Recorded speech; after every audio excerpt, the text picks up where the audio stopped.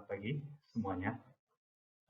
Perkenalkan, nama saya Bobi Minola Ginting dan saya adalah dosen jurusan Teknik Sipil pada Fakultas Teknik Universitas Katolik Parahyangan.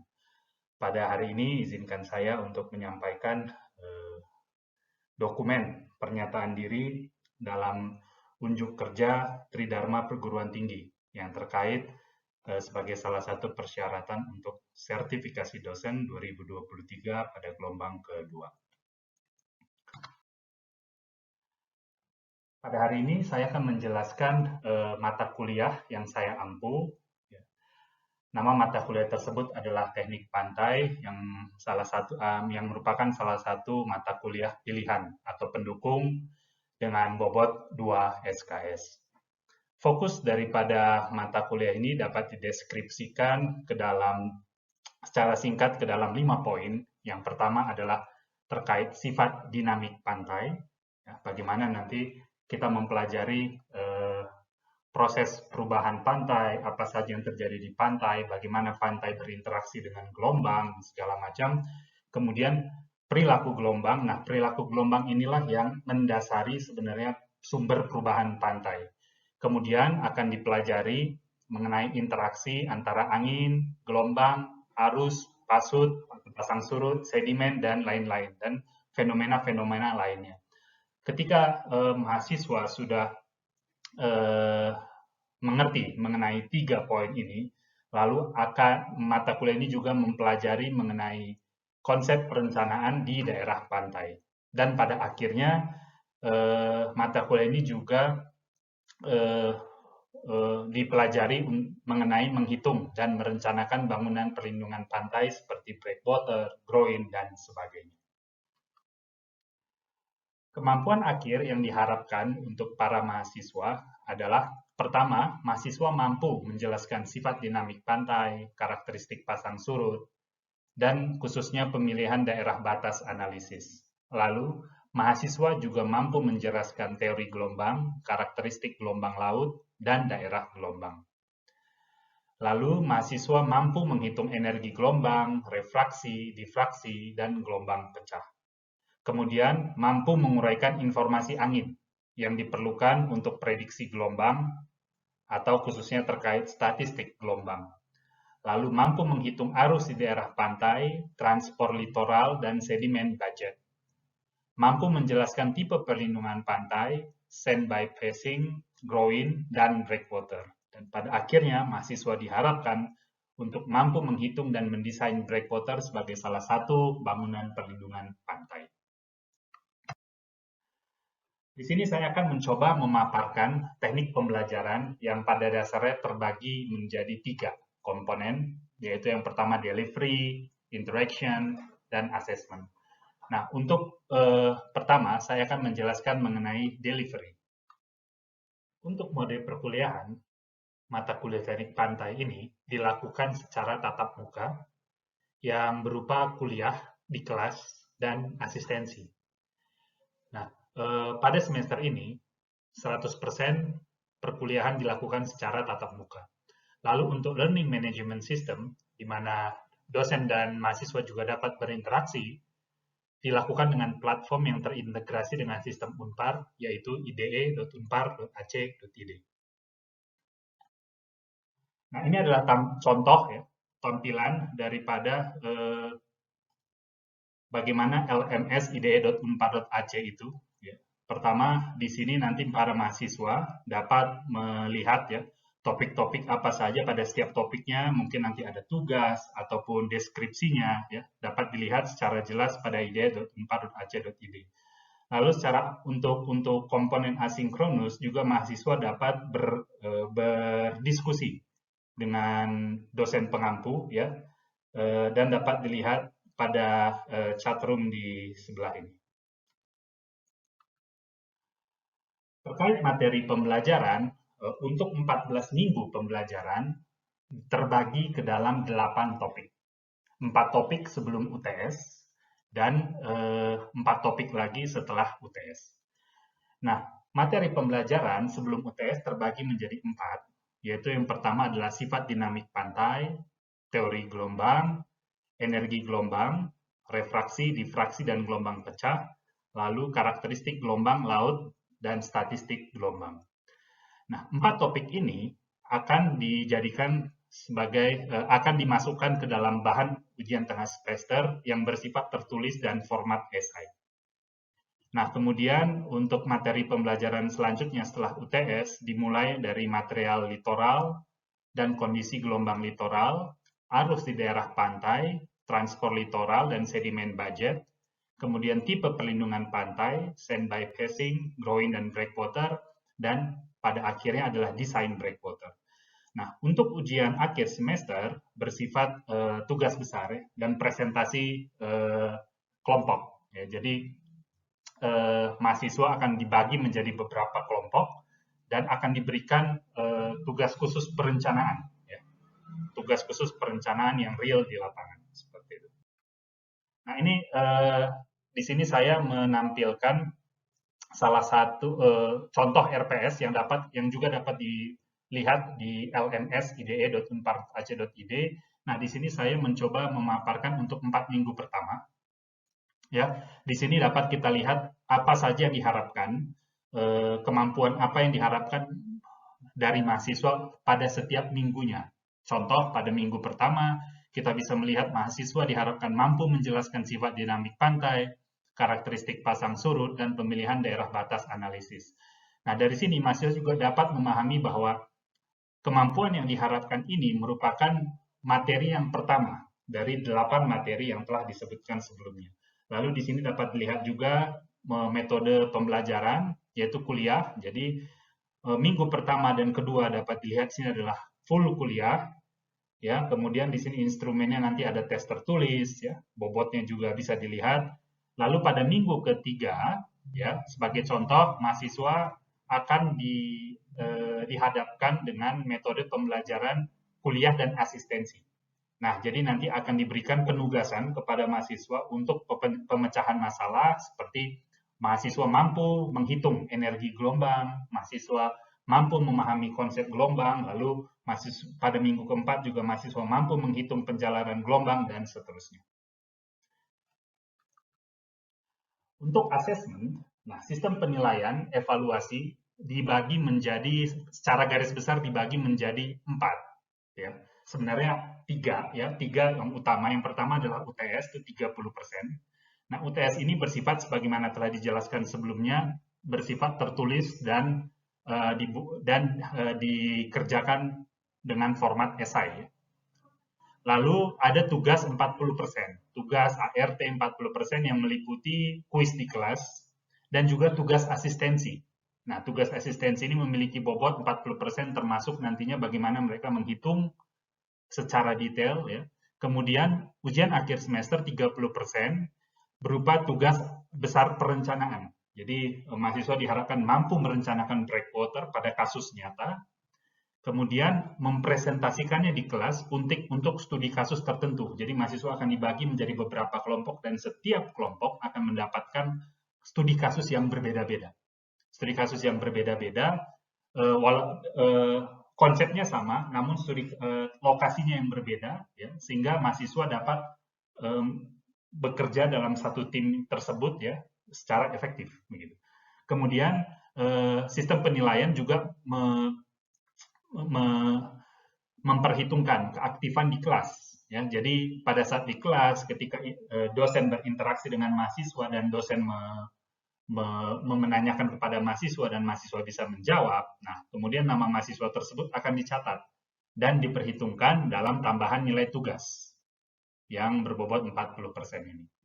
Nah, sistem pengumpulan tugas itu sendiri melalui ide.unpar.ac.id yang telah dipaparkan sebelumnya. Nah, demikian untuk asesmen. Nah, selanjutnya akan dijelaskan mengenai video untuk interaction. Selamat siang, hari ini kita akan mulai materi kita tentang teknik pantai, ya, dan kita akan membahas mengenai deformasi gelombang. Nah, seperti pertemuan sebelumnya, kita sudah membahas beberapa sifat-sifat dinamik dasar pantai, seperti bagaimana pantai itu bisa memulihkan dirinya sendiri, ya. Dan khusus untuk salah satu topik yang tentunya juga sangat menarik ya untuk dibahas di sini itu adalah deformasi gelombang. Jadi bagaimana gelombang itu dapat berdeformasi, dan itu yang merupakan parameter utama yang harus dianalisis ya kalau kita mau berbicara pantai. Apa yang dimaksud dengan deformasi gelombang? Nah, kalau kita lihat sendiri di pantai ya, mungkin kalian juga sering di pantai, sering ke pantai, kalian sering lihat gitu, kenapa sih gelombang bisa pecah gitu. Dan kalau gelombang itu tidak pecah, ngeri juga ya gitu. Jadi kalau misalkan kalian di Bali gitu, kalian makan di Jimbaran, kan kadang kalau kalian makan di Jimbaran itu kakinya kan kena air, buih-buih. Nah kalian bayangin, tapi di laut, di tengah laut sana bisa jadi gelombang itu 2 meter gitu ya. 2 meter, semeter, tapi di kaki kalian sudah pecah gelombangnya. Kalian bayangkan kalau tadi gelombang itu nggak pecah, ya kalian nggak bisa makan di tepi pantai. Jadi sebenarnya gelombang itu mengalami perubahan bentuk ya, atau deformasi. Nah, berbagai jenis deformasi gelombang itu biasanya kita definisikan dalam 4 tipe gitu ya. Pertama itu biasanya kita sebut dengan refraksi dan pendangkalan gitu. Jadi ini sepaket gitu ya. Jadi sebenarnya refraksi dan pendangkalan, kenapa terjadi refraksi? Terjadi karena perubahan bentuk dasar laut. Kita tahu dasar laut itu tidak mungkin ya pasti bervariasi gitu. Hampir bahkan tidak ada ya. Yang dasar laut itu hanya datar seperti itu, enggak ya. Jadi dasar laut itu biasanya dari tengah laut semakin ke arah pantai semakin dangkal. Kalau tidak semakin dangkal ya semuanya namanya laut ya, nggak ada pantainya gitu. Jadi itu konsepnya. Jadi ketika dasar laut itu berubah, nanti terjadilah refraksi ya, dan juga kita biasa sebut dengan pendangkalan. Nah kemudian deformasi yang kedua disebut dengan difraksi. Apa itu difraksi? Nah, pada suatu kasus gitu, kita perlu menempatkan beberapa struktur di tengah laut. Contoh seperti breakwater. Nah, ketika gelombang tadi yang di tengah laut itu bersentuhan dengan struktur, ya, dengan batuan di tengah laut atau breakwater gitu. Nah, dia akan menjadi polanya itu akan berubah ya, atau dia akan mengalami deformasi. Nah ini yang kita sebut dengan difraksi, itu adalah sebagai pengaruh dari suatu halangan atau rintangan.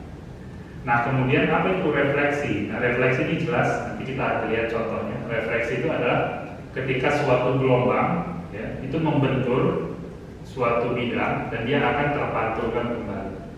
Nah ini kita sebut dengan refleksi.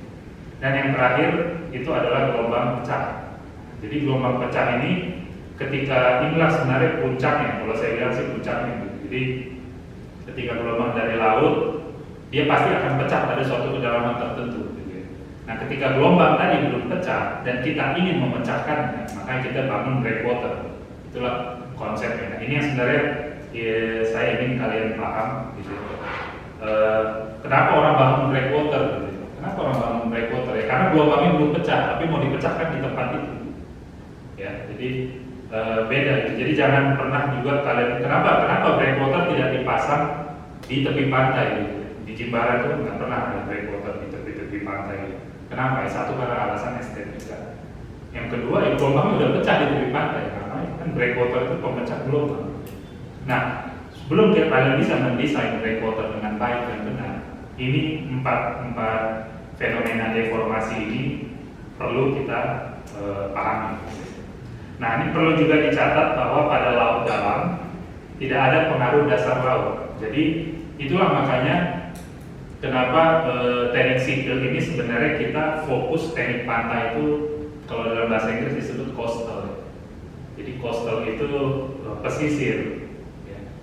Pesisir. Jadi bukan, ada juga nanti dia teknik lautan itu offshore engineering itu dia lebih di tengah laut. Kalau kita teknik pesisir itu, jadi teknik pesisir itu di mana deformasi gelombang itu dipengaruhi oleh dasar laut. Sementara kalau untuk laut dalam itu tidak ada pengaruh dasar laut. Ya. Nah untuk laut transisi dan laut dangkal itu kondisi dipengaruhi oleh dasar laut. Nah bagaimana sih sebenarnya deformasi gelombang itu? Gitu ya? Apa sih sebenarnya itu Pak laut dalam, laut dangkal, laut transisi, dan kenapa penting? Nah, ini salah satu ilustrasi ya, yang bisa kita gunakan. Di sini terdapat 3 bagian, gitu ya, atau saya menyebutnya 2 bagian ya, karena transisi itu kan biasanya peralihan. Jadi kita sebut dengan deep water dan ini kita sebut dengan shallow water. Nah, apa kriteria deep water gitu? Bisa jadi deep water itu walaupun kedalamannya 1 km dia tetap terkategorikan sebagai shallow water. Jadi nggak selalu deep water ini hanya berdasarkan kedalaman, enggak. Jadi seperti yang sudah kita bahas ya minggu lalu gitu, kriteria deep water dan shallow water ini tergantung daripada perbandingan antara kedalaman dan panjang gelombang. Saya coba jelaskan bagaimana sih sebenarnya deformasi gelombang itu terjadi. Nah, pada laut dalam ya, pada deep water di mana D per L-nya itu lebih besar daripada setengah ya, pola pergerakan partikel itu cenderung berbentuk lingkaran. Jadi logikanya kalau misalnya kalian terapung di sini dan tidak ada, katakan tidak ada gaya tarik bumi, bulan, matahari, ya kalian nggak akan kemana-mana. Di situ aja naik turun di tengah laut. Kalian nggak akan, kalau kalian terombang-ambing di tengah laut itu bukan karena gelombangnya. Ya, jadi kalau gelombang itu kalian itu hanya akan naik turun, kalian nggak terbawa. Beda dengan sungai. Ya. Kalau di sungai, kalau kalian hanyut itu kalian terbawa dari A ke B. Ya. Kalau di laut enggak. Di laut itu kalau ada gelombang ya kalian di situ-situ aja. Gitu. Kalau kalian di laut dalam, ya. Nah, cuma kalau kalian sering lihat orang terbawa dari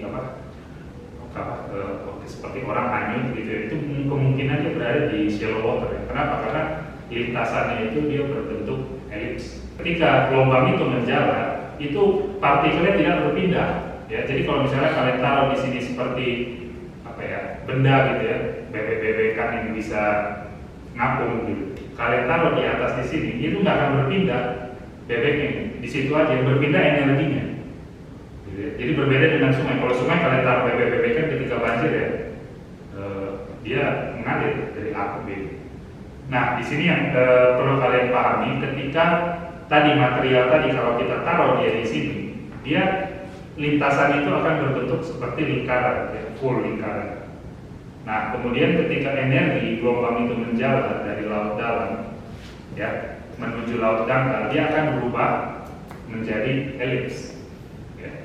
Nah, ketika dia berubah menjadi elips, kita tahu persamaan kontinuitas ya. Jadi kalau misalnya sama kayak kalian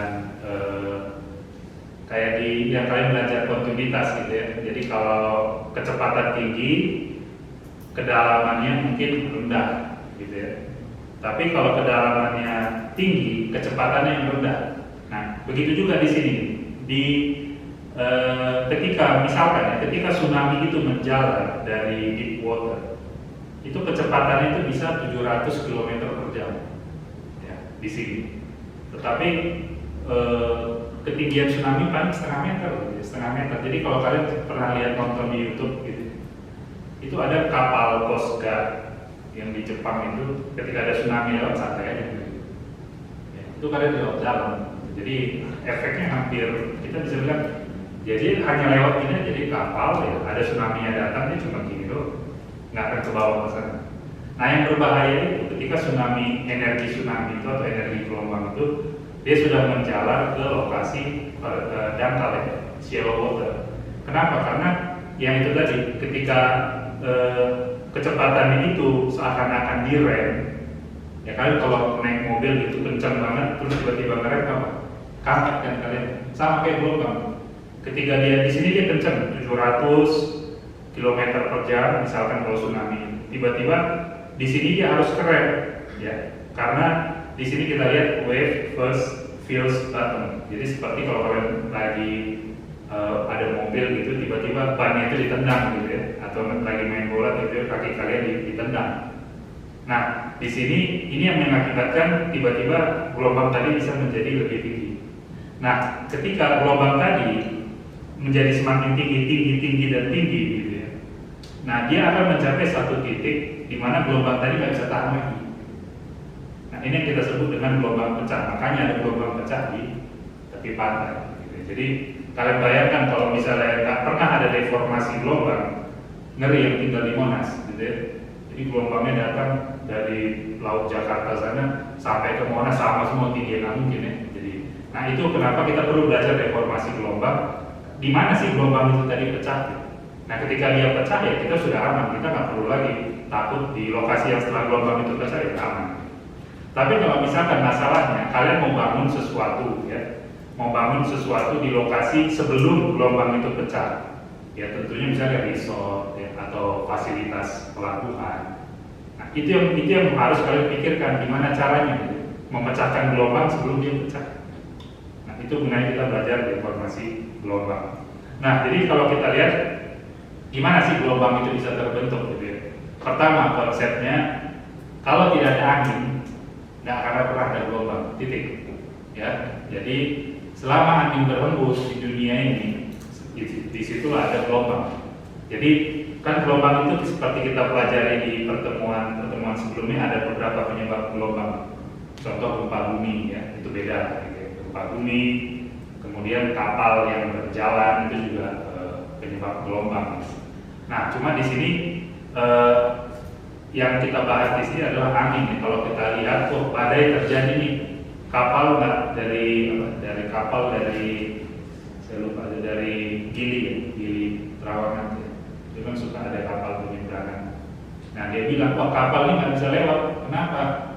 Gelombangnya lagi tinggi gitu. Nah, gelombang lagi tinggi itu kenapa gitu? Bukan karena gempa bumi, karena angin. Jadi pertama-tama angin yang menyebabkan gelombang. Kalau nggak ada angin yang ada gelombang, gitu ya. Nah, jadi kalau katanya lagi musim gelombang tinggi ya berarti musim anginnya juga lebih tinggi. Ya. Nah, jadi angin yang menyebabkan gelombang. Kemudian ketika angin tadi telah membentuk gelombang, ya, maka gelombang tadi akan menjalar. Jadi contohnya kalau kalian punya bak mandi. Gimana cara kalian bisa bikin gelombang? Pertama ditepuk bak mandinya.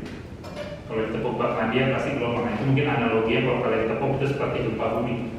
Ya kalau kalian tepuk gitu kan jadilah dia gelombang. Nah tapi kalau angin ini kalau kalian tiup atau kalian taruh ke pas angin, ya, nah itu dia akan terbentuk gelombang. Ya. Nah itu yang kita sebut dengan pembentukan dan transformasi gelombang. Nah, jadi setelah angin ini bisa membentuk gelombang, dia akan menjalar, ya. Dan dalam proses penjalarannya itu, ini yang kita sebut pertama dengan refraksi, ya. Refraksi ini adalah tadinya gelombang itu lurus, dia pengen lurus jalannya gitu. Tapi karena konturnya berubah-ubah, jadi belok gelombangnya gitu, ya. Seperti ini. Tadi sih gelombangnya datang, kalau saya gambarkan di sini. Tadi gelombang itu datang, kalau kalian lihat, gelombang itu datang begini. Nah, ini yang kita sebut dengan deep water. Sekali lagi, ketika di deep water, ya nggak ngaruh, ya mau ada ikan paus di bawah, gitu ya. Mau ada palung di bawah, mau ada gunung di bawah, gelombang itu nggak akan dipengaruhi sama dasarnya. Ya. Nah itu deep water, tapi kan gelombang itu harus terus menjalar. Nah ketika dia masuk ke wilayah shallow atau dangkal atau transitional di sini, nah dia mulai dipengaruhi oleh dasarnya gitu. Jadi seakan-akan dia digelipitin dari bawah gelombang. Belok dulu, jadi belok dia. Gitu. Belok. Nah ketika dia belok, ini kita sebut dengan tadi yang pertama, mekanisme pertama yaitu refraksi. Oke. Nah kemudian ketika dia belok, kemudian di sini kita mau bangun breakwater gitu ya, atau di sini ada fasilitas pelabuhan. Nah, gelombang yang terrefraksi tadi, dia pasti akan melalui celah, ya, melalui celah antara breakwater tadi sebelum dia masuk ke pantai ini pantai. Ini yang kita sebut dengan fenomena difraksi. Fenomena difraksi, ya. Nah, kemudian ketika dia terpantul ke arah hulu kembali, ini kita sebut dengan refleksi. Oke. Nah, jadi kira-kira gelombang itu bisa pecah di lokasi mana? Ada yang tahu? Gimana bisa pecah ya? Coba kalau saya kasih pilihan, ini lokasi 1, lokasi 2, ini lokasi 3. Ada yang bisa jawab nggak? Ini lokasi 3. 2 atau 4? Ada 4 dari sini. 1, 2 atau 3? Salah. 3 ya. Jadi di 2 dia belum pecah. Biasanya karena refraksi dia belum pecah, walaupun ya benar bisa juga terjadi kemungkinan dia pecah. Cuma untuk kasus di sini itu adalah 3 ya yang pecah. Nah kemudian gimana sih sebenarnya proses transformasi gelombang di laut dalam? Gitu ya. Jadi sebelum gelombang tadi itu menjalar, ya tadi yang angin inilah yang menyebabkan gelombang gitu ya. Jadi kalau kalian misalnya naik pesawat, itu kalian lihat dari bawah, dari atas ke bawah, ada bagian-bagian di mana gelombang itu kayak riak-riakannya nggak teratur. Ya. Nah ini ketika dia nggak teratur, ya kalau kalian lihat naik pesawat itu, ya kan sambil main Instagram gitu, ya gitu, lihat di bawahnya gitu ya, jangan lupa lihat ada gelombang gitu ya. Nah di bawahnya itu kalian bisa lihat, ketika dia belum teratur, nah di sini masih dipengaruhi oleh angin. Ya di sini kita sebut dengan dia masih dibatasi oleh wedge. Ya, nanti kita pelajari wedge itu apa. Nah, namun ketika dia sudah terbentuk sempurna, dia akan menjalar. Nah, ini kita sebut dengan dia dispersif. Ini motion swirl. Ya, ini bagaimana transformasi. Jadi sebelum dia mencapai lokasi ini, wedge, dia tidak ada namanya refraksi, tidak ada namanya difraksi. Jadi masih pembentukan gelombang oleh angin. Oke. Nah, jadi kalau untuk transformasi gelombang di laut dangkal ini agak lebih berbeda gitu ya. Tadi kan di laut dalam transformasi gelombang itu tidak dipengaruhi oleh dasar laut ya. Jadi dia hanya dipengaruhi oleh angin. Ya. Sementara di laut dangkal itu dipengaruhi oleh dasar laut. Jadi ketika dasar lautnya semakin dangkal, ya gelombang tadi itu dia akan panjang gelombangnya akan menjadi semakin pendek, jadi seolah-olah gelombang itu kita tekan, akibatnya dia naik. Nah ini yang ketika dia naik, dia akan naik terus sampai satu titik tertentu. Nah setelah itu dia akan pecah. Ya. Ini yang kita sebut dengan gelombang pecah. Jadi inilah yang, jadi logikanya kalau tadi pantai kita itu datar dari tengah laut sampai ke lokasi pantai, ya gelombang tadi nggak akan pernah pecah gitu. Nah jadi contohnya nggak mungkin lah ya, kita nggak pernah lihat ya, di lokasi di Indonesia itu biasanya kan pantai semakin ke arah pantai semakin dangkal, ya, kan nggak mungkin gitu ya. Nah jadi bagaimana kita menghitung ya, jadi menghitung gelombang di laut dalam gitu ya. Kita biasa menggunakan dengan prinsip gelombang ekivalen. Nah gelombang ekivalen itu adalah kita definisikan sebagai koefisien difraksi, kita kalikan dengan koefisien refraksi, kita kalikan dengan tinggi gelombang di laut dalam. Inilah gunanya kita mempelajari di laut dalam, karena di laut dalam ini kuncinya dulu. Jadi ketika di laut dalam sudah dapat, nah kita tinggal menghitung bagaimana kita menetapkan kalau dia terjadi refraksi sekian, kalau dia terjadi difraksi sekian. Di sini juga ya dapat dijelaskan bahwa sebenarnya gelombang menjalar dari laut dalam ini kita asumsikan sinusoidal. Jadi sinusoidal, walaupun sebenarnya bisa jadi nggak sinusoidal. Kemudian semakin dangkal laut, maka kecepatan gelombang akan semakin kecil. Kecepatan gelombang ini cepat rambat, bukan kecepatan aliran, beda ya. Jadi cepat rambat itu tadi di mana partikel itu tidak berpindah. Kalau kecepatan aliran itu kayak di sungai, itu dia berpindah. Nah ini salah satu konsep refraksi gelombang ya. Ini sama dengan dulu ya pelajaran SMA. Di mana kita menggunakan prinsip sudut datang, perbandingan antara sudut datang dan sudut pantul ya, atau sudut bias. Gitu. Nah, mungkin untuk tugas ya di sini kita bisa, ini ada pertanyaan yang mungkin bisa dijawab untuk minggu depan ya. Apa perbedaan utama antara koefisien pendangkalan dengan koefisien refraksi dalam konteks teori gelombang laut dalam ekivalen? Ya, mungkin sekian hari ini. Terima kasih. Demikian video rekaman untuk share dos ini saya buat. Atas perhatian dan kerjasamanya saya ucapkan terima kasih.